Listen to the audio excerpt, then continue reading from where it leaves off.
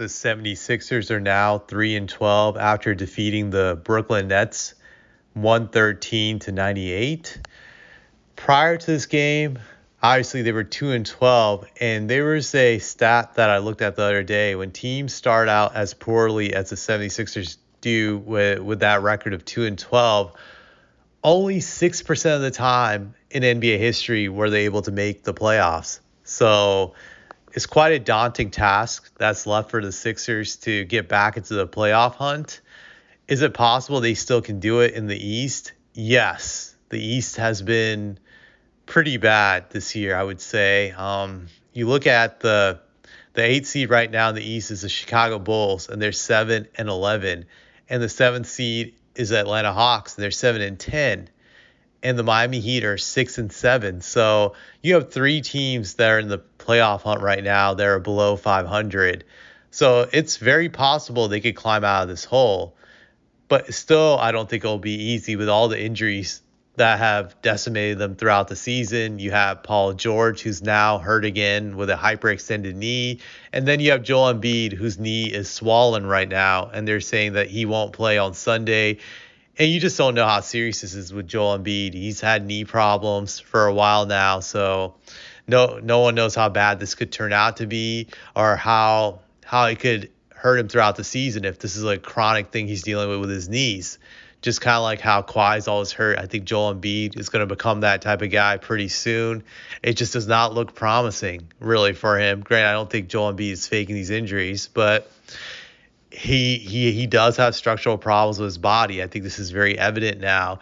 The question the Sixers have to ask themselves, is it really worth it to climb into the playoffs as like a 8th or 7th seed, or even possibly a 6th seed?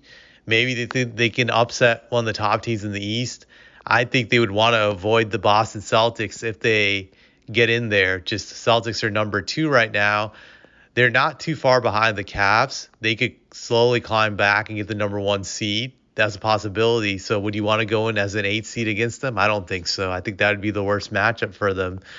So I think that would be a terrible thing for them to do. Maybe they feel they can upset the Cavs if they stay up there, or the Magic, who are number 3 right now. But I think it's a risky proposition by them to do that.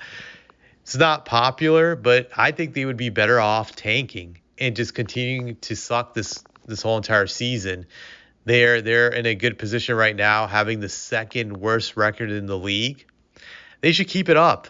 And now they have an excuse to keep their star players out. Joel's always hurt. People will believe he's seriously hurt just because his body is made out of glass, and PG's PG. He's just going to get hurt. He's injury prone also. So they have excuses to make for tanking, and they can disguise as injuries. They might as well go for it. I don't think Joel Embiid is the guy to be a cornerstone for them long term. I've spoken out against him before. I think they might as well just roll the dice to see what happens and go for Cooper Flagg. That would be very interesting. I would laugh if they get the number 1 pick and they end up getting him. That would be an interesting storyline. See how that goes, I would say. Just see if he could possibly be their new franchise player. Great, I haven't watched this kid play. All I hear is all the hype about him.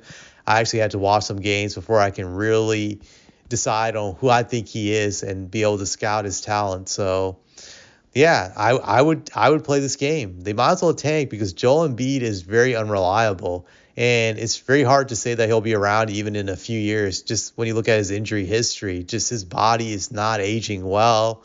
And they're going to need a new future franchise player. I've also heard that there's another guy that is getting a lot of hype in this upcoming draft. His name is Ace Bailey. So this guy is expected to be a star type of player too. So it's interesting, the 2 main prospects of this upcoming draft. The Sixers could end up with one of those 2. They continue to suck.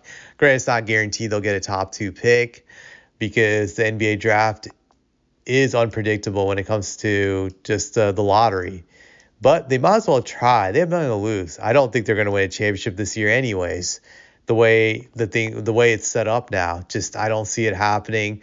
And if you look at NBA history, I would say NBA history is on my side because only once in NBA history a team that didn't finish with a top 4 record has won a title. and that was the 95 Rockets when they finished as a 6th seed. So it's only been done once. It's very hard to win a championship without home court advantage throughout the whole entire playoffs. I personally think the Sixers should just throw the season in the garbage and just roll the dice. That's just my opinion, but it'll be interesting to see what they decide. It would be funny if they decide to tank, which would then show that the process was evidently a failure, which is what they called it many years ago when they were tanking, not just to get Joel Embiid, but to get Ben Simmons. But that's all I have to say about this.